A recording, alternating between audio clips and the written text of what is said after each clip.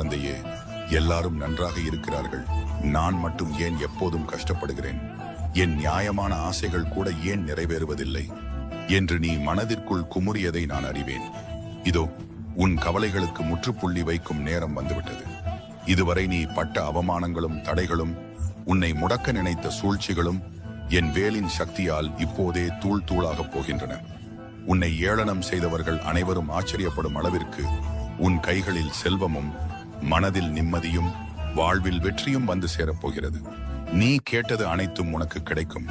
அந்த சரியான நேரம் இதோ தொடங்கிவிட்டது. கலங்காதே, நான் எப்போதும் உன்னோடு இருக்கிறேன்.